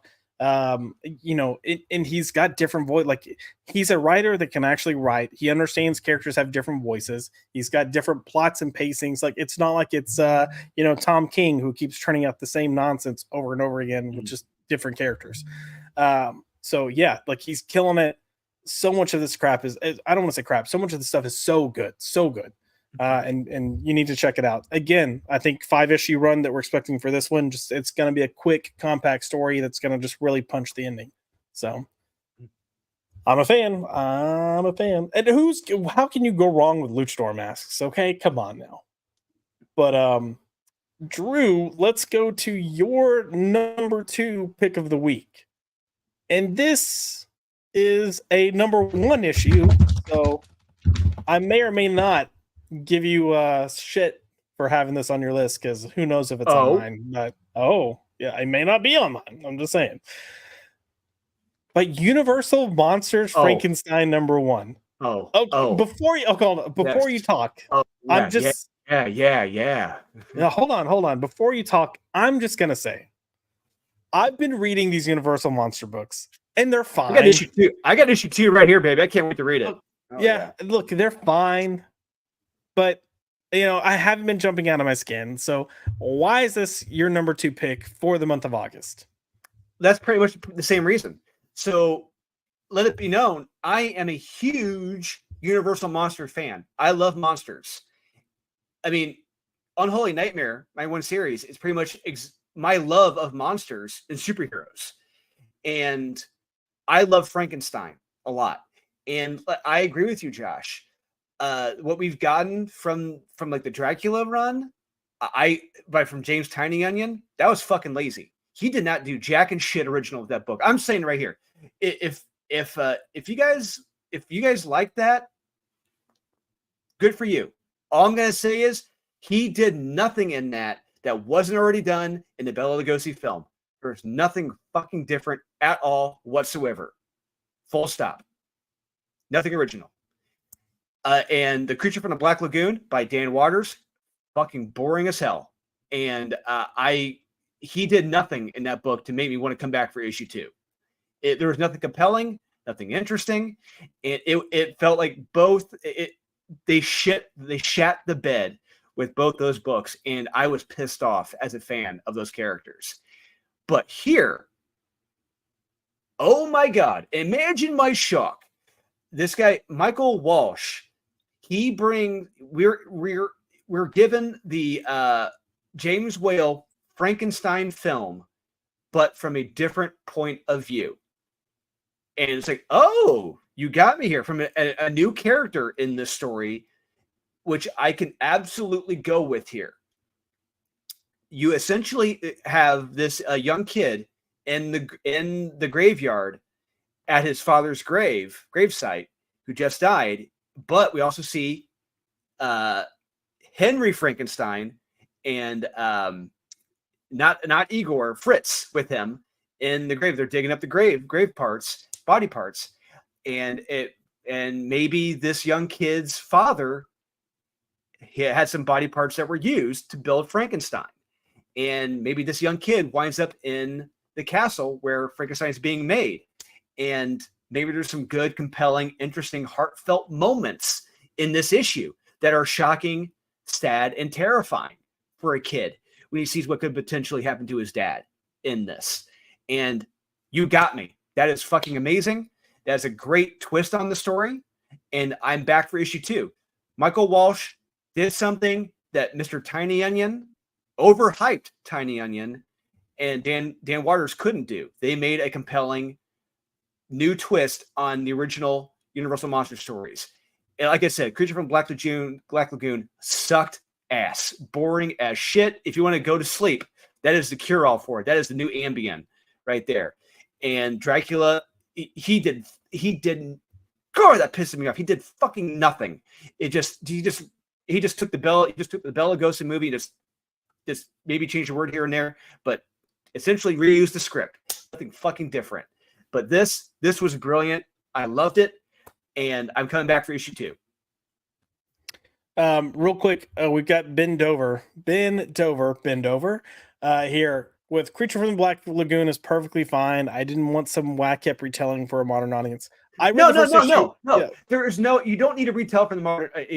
I'm hoping he didn't retell from the modern. We don't want it from a modern audience perspective, but at least with this, from a different point of view of how a character is connected to that creature. But with the Black Lagoon, it's not fucking interesting. The girl in that story, who gives a shit? I do not care about her. It's like, you want to kill yourself? Okay, I don't know who the fuck you are. Go for it. I don't care. I'm here for the creature. And what we're giving here with the kid and Frankenstein, sold, is brilliant. Yeah, I read Creature from the Black Lagoon. I didn't hate it, but it didn't hook me. And it's one of those. I think I had it in my list as a, or maybe I'd mentioned it as an honorable mention. But for me, it was you don't even get the creature from the Black Lagoon like really until like the last panel of the page, last page. No, Type and thing. that's and I felt ripped off. I'm like, no, I'm not here for this fucking chick. I don't give a shit And who she is. She's right. not interesting. I wasn't sold on her. Again, didn't dislike it.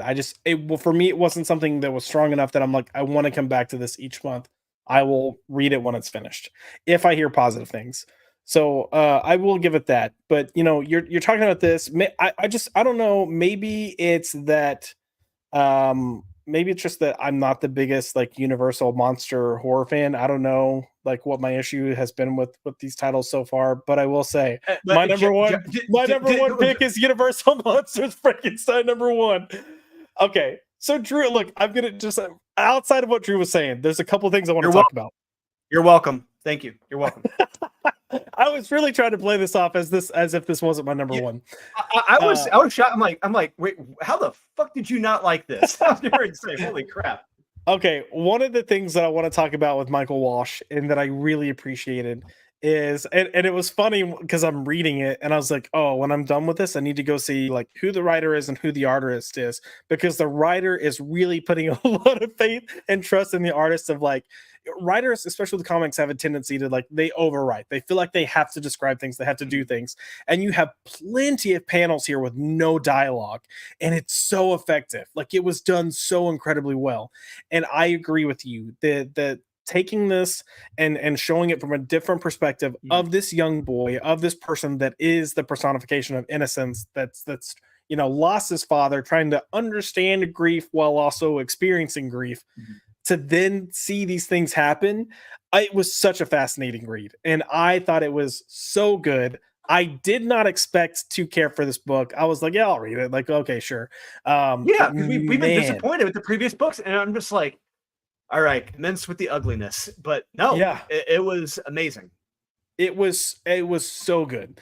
The story, the art, even the pacing of it, because it moves. It's a pretty brisk story at first. Like it sits in its moments well, but the scenes kind of jump forward. But the fact that you're on this journey with this little boy is fascinating. And then when you do see you know, Frankenstein at the end. And the interaction with the child, like for me, I thought it was top notch. The dialogue is done incredibly well. Visually, I think it's just a stunning book. They do a lot of play with colors. It's subtle because it's a dark book, and the colors they use aren't vibrant, but the colors they use when they use them are very purposeful, and you can tell that.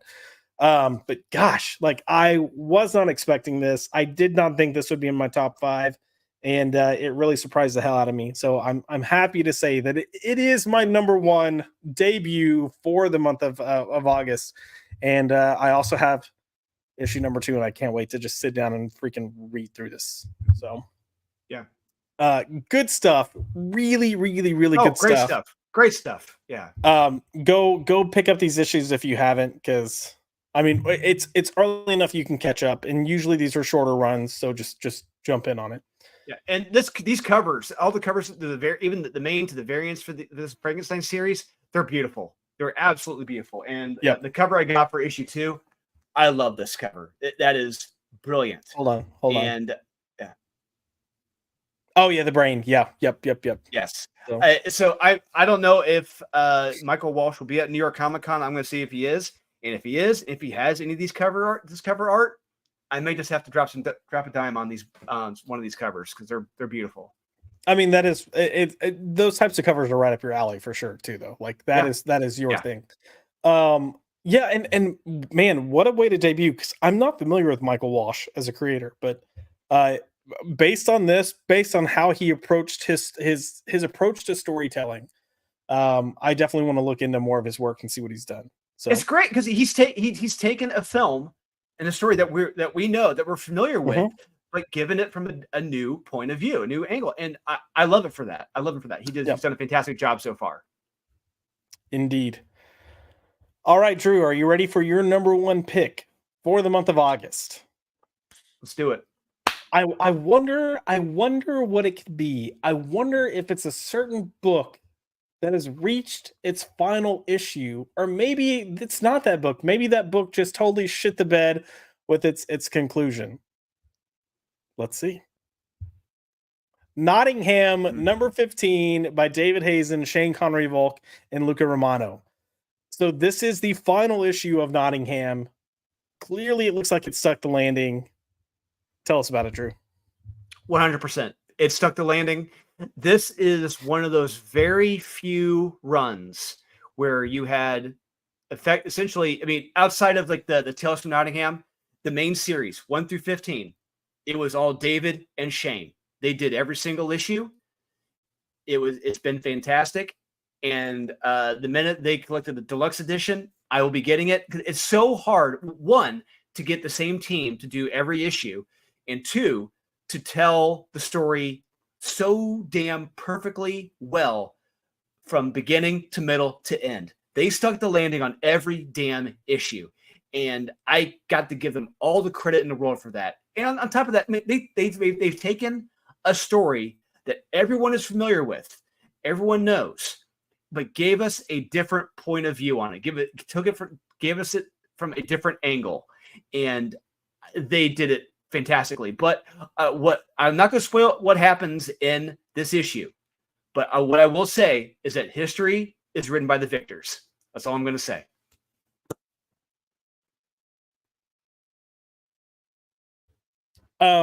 So I've talked about this before. This is a book that I didn't have on my radar when it first came out, and then I heard a lot of people. Yeah, I heard a lot of people talking about it, but it was already pretty far in, and I was like, "Oh yeah, I'll have to catch up with that." And it kind of slipped, and then it took a little bit of a hiatus. Correct? Yeah, they took just I think between arcs, like I forget because that's when they had the Tales of Nottingham come in. Yeah. Yeah, that's right. Yeah, remember the Vet Mags Massaggio issue? Oh God! Remember when she read about the one trans character? Because that's her thing. I actually read that one, and it was Max's fault, and that's why I give him shit constantly for being gay because he made me read that. That's right. I forgot about that. You know what? That may have been what turned me off. I was like, you know what? I'm good. I know it's a Mags, but I can't. It's left a bad taste in my mouth. Yeah. Do you know if there's a time frame? I know this, issue just came out in August, but is there a time frame for when they're going to have like a full like collection? I don't know. Honestly, I'm gonna reach out to Shane, see if he knows. Shane and David, I'll see if they know. Because I know Dave. Because we talked to David. We're trying to get him on Friday night to talk to him about the series because he said he'd love to come on to talk to us about it, which we want to. We want to talk to him about this series. But because I want a deluxe, oversized edition of this run because it deserves it. Indeed. I think that'll be good. I just want to make sure I give this book the support. Hopefully if I can catch it as that's coming out to really kind of push it and get more people's eyes and ears and awareness to it. Because everyone that I know that is reading this has this in like their top spot. So I think it'll be interesting when we get to the end of the year and we're on Max's channel doing our top 10 list. To see where this falls. So really, really good things that I'm hearing. Again, I can't speak for myself because I haven't read it, but I've got a good breadth of people that are like, yo, this is too many people are missing out on this, and this is greatness. So that is our top 5 comics of August 2024. Did we discuss some of your favorites? Did we miss something? Let us know if we're losers. Let us know if we're right. Especially after the show, go drop it in the comment section. What were your top 5 for the month of August? And we will be back relatively soon to do September. We gotta wrap things up here, but we will definitely be back before too long to knock out the top 5 comics of September, and then be on our normal cadence, which should be the second Tuesday of each month that we'll come in and do this. But Drew, before we start wrapping things up, I think you're writing comics, right? Dolan is. Drew's not. Oh, Dolan. I'm sorry, Dolan. Let's get that. Drew's got multiple personalities, guys. Sorry to DID, dissociative identity disorder. Dolan is the writer. Drew's the sociopath. It's fine. Correct. So Dolan, you are writing comics, and you may or may not have just partnered with TCM Press, powered by the Comic Mint. I'm sure some of you have already heard about this, but in case you haven't, Drew, fill us in. What's going on here? What's happening? Yeah, in case you haven't checked out any of the YouTube channels that have been on the past week with Aaron or not. So the Comic Mint, owned by Steve Finkel, the Comic Mint is one of the largest comic book retailers in the United States. They specialize in exclusive variants. And he and Thiago de Silva, fantastic artist, reached out to me to write a series for them, The Silent Knights. They loved it. So now I'm actually writing more books for them. Silent Knights, our next series, Depths of Valor, which is our World War II series, and my series, Unholy Nightmare, which has now been picked up by TCM Press, which will now be an ongoing series through TCM Press, which is fantastic because we've already started issue 2. We're on the storyboard for issue 2 right now. So if you're going to be at New York Comic Con, we're going to have the preview editions for Silent Knights and Depths of Valor, and we're going to have the full issue of Unholy Nightmare. Wait, what? How are we going to have that? Well, because we're fulfilling issue 1 of Unholy Nightmare this weekend, Saturday. We are fulfilling the orders for the Kickstarter. They're going to be going out to all the backers. So we will officially have the first issue for sale at New York Comic Con, and we're going to go from there. It should be huge. It should be fantastic. We're going to have a huge booth. I'll be there with Aaron and Murphy and Nate Watson, Thiago de Silva, Steve Finkel. Hopefully Josh Poo will be there. We're still working on that. We're going to try. We're going to try. We're going to try. It should be a fantastic week because I'm there from Wednesday through Monday. It's going to be a one long, massive week, and I cannot wait. I hope everyone shows up, but in case you cannot make it, just in case. So all these books are limited to 100 copies total, but we are doing a limited pre-sale on each of these covers, limited to 20 copies and a pre-sale. That is it. So hopefully you can sign up now at the TCM Press page to be notified when we go live to reserve your copy if you cannot make it.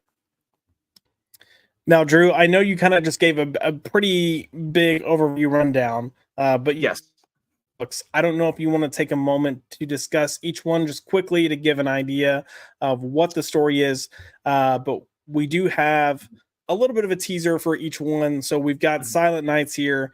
If you want to kind of give a rundown of what this book is about, what it kind of represents, and maybe what separates each of these books from one another in terms of style and tone. You're correct. Each one is significantly different. And Silent Knights, this is my femme fatale, noir, espionage, action adventure thriller series. This is like what I said, the series Prodigy. This is where we're seeing what's eventually going to become the main plot will eventually become the main plot in the subsequent issues. We're gradually building up to that. It's being teased in the background. But in this first issue, it's going to be a fantastic, sexy, action-packed issue. This is what I believe Black Widow should be. And if you love Black Widow, what she really is at her core, you're going to love this issue in particular. Nice. And I will say I've read this issue. It's sexy. It's violent. It's fun. It's good. I don't want to give too much more. The other book that you mentioned is Depths of Valor. And before I let you talk about it, I've said this. We've talked about this, 3 weeks in a row now with these books. We had a full show really doing a deep dive of these. So if you missed that, go check that out. But for this, when I read the script of this, Aaron and I read it separately, hadn't talked to one another, but we both said the same thing. This is the best thing you've ever written. So tell us about Depths of Valor and what it's about.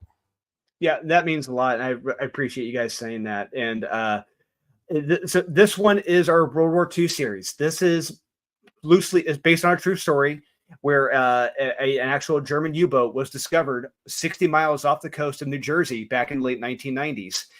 But according to the Nazi Party records, that was supposed to have been sunk off the coast of Morocco. So how did a German U-boat that was supposed to have been sunk off the coast of Morocco wind up so close to the United States and so close to New Jersey? Well, we're going to get into that. We're going to get into the mystery of this U-boat, what its final mission was, what that U-boat was carrying, and the potential survivor of this. Was there someone who was supposed to be on the boat that did decide not to make it? We're going to find out all of that. Everything is going to be explained in this gradually and surely.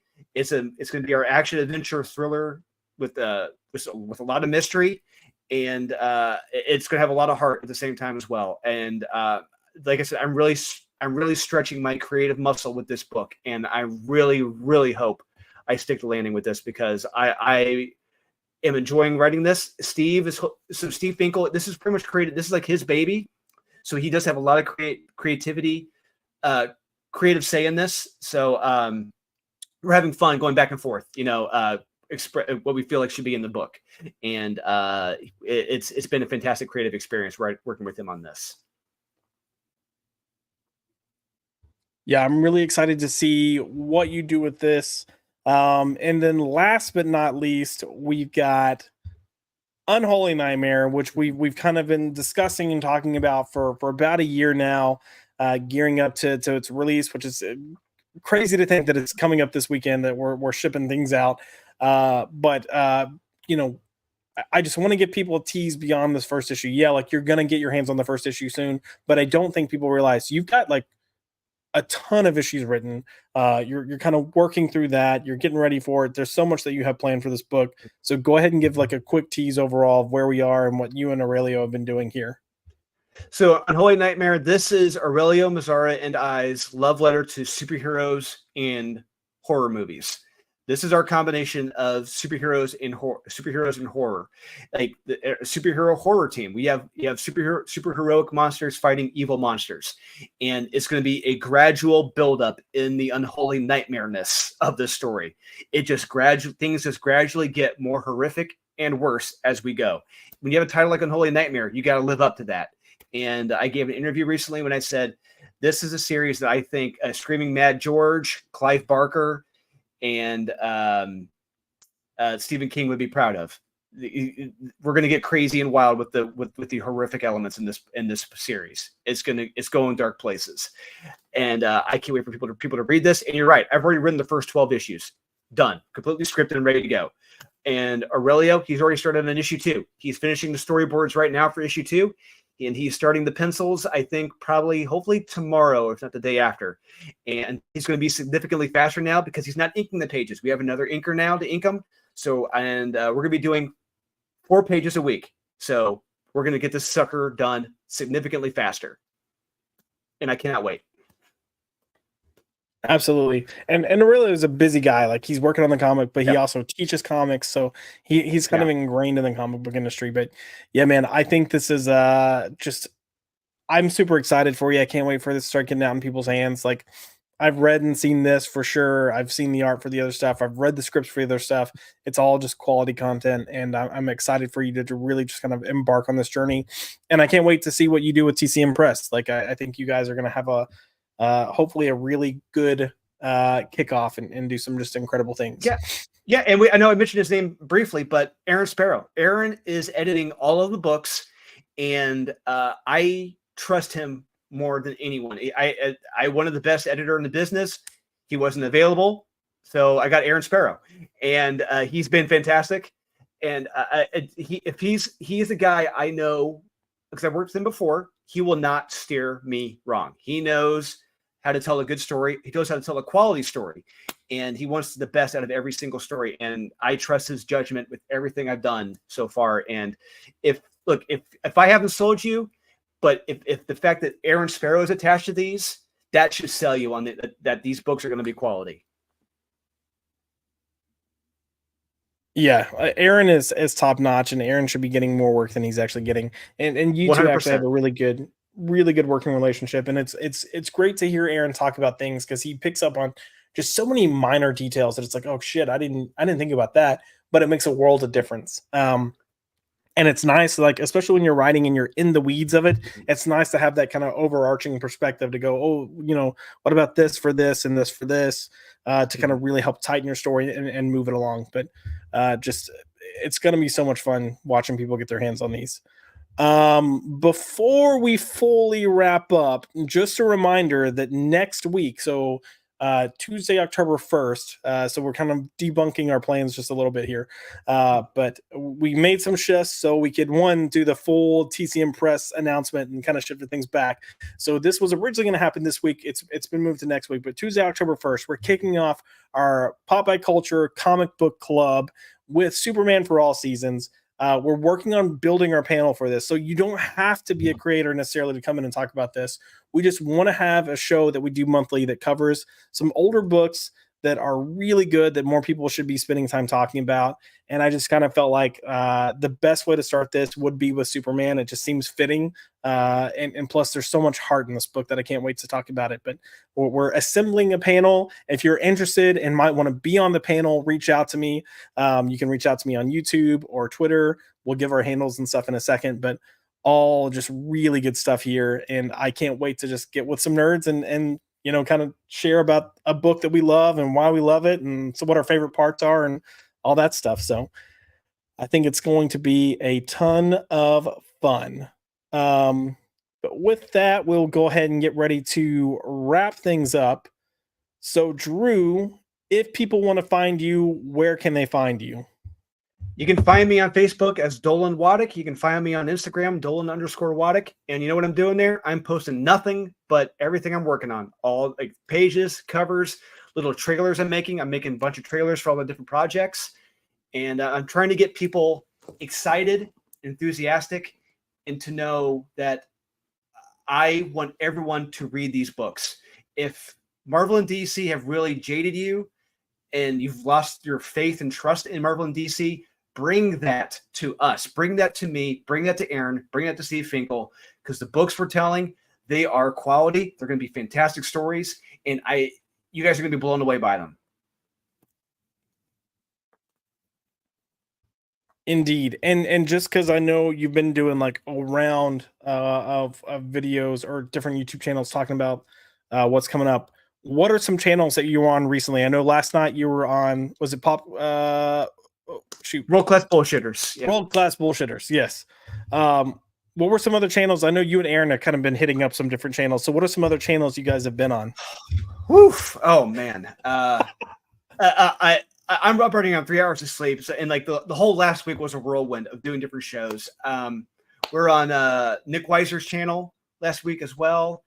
We're on I'm sorry if you're watching this and we're on your channel, I apologize. We're on my buddy Tom's channel, World at War Comics, I believe. And oh my god, I'm so sorry. I'm forgetting your channels. Damn, I'm a bad guy. I'm sorry. Good. It just I'm about to. We did so many. You've been going like crazy. I put you on the spot. I'm trying to see if I can find any others. The High Council. Yep. And that's an ad for you can always go see Drew at New York, New York Comic Con. Yeah. Drew, you're promoting so much stuff. What's going on here, man? Right? TCM Press, Billy Tucci is really a lot of Billy Pop Culture Pop XP. Yeah, with Billy Tucci. Yeah. Yes. So yeah, definitely some you've been all over the place lately. And do you have any other channels that you've got coming up soon? I will be back on the World Class Bullshitters, I believe, probably in the next week or so, because Aaron couldn't make it last night. We didn't really get a chance to talk about the project, so we're going to come back on and spend a lot of time talking with Script Doctor and a few others, because I know Script Doctor is very interested in the World War II story. Heck yeah. Alrighty. Well, guys, if you want to find me, you can find me here pretty much every Tuesday. Again, we've got a lot of fun stuff coming out in the future. So first up, coming up, we have the book club that we're launching. We also have Marvelous Monday returning. I think I said October 7th. So that'll return back with X-Men 2000, the year 2000, the first original X-Men film. We had a really fun discussion with that.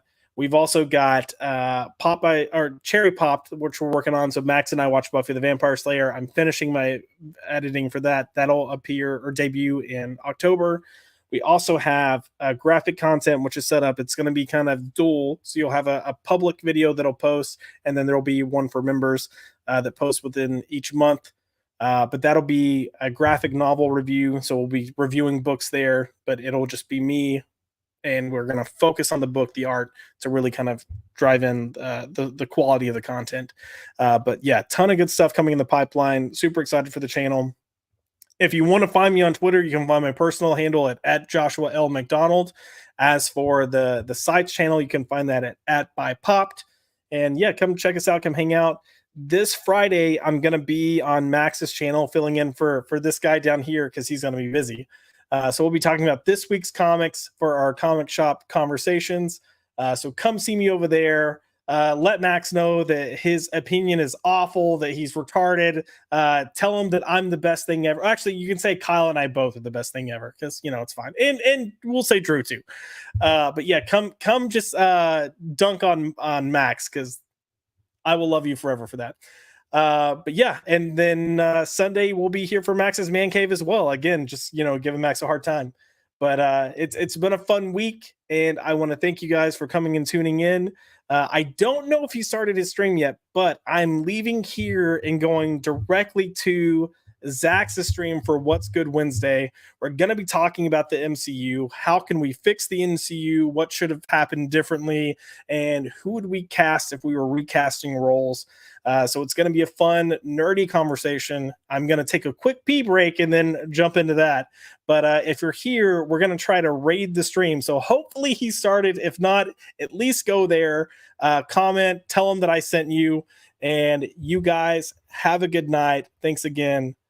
I really appreciate it. I didn't queue up the video and I'm acting like I'm ready to click this video. So, you know, one of these days I'll learn how to run the show professionally. But thanks again for tuning in. Be sure to let us know what your favorite comics were for August in the comments once we end. All right, guys. Thanks a lot. Good night.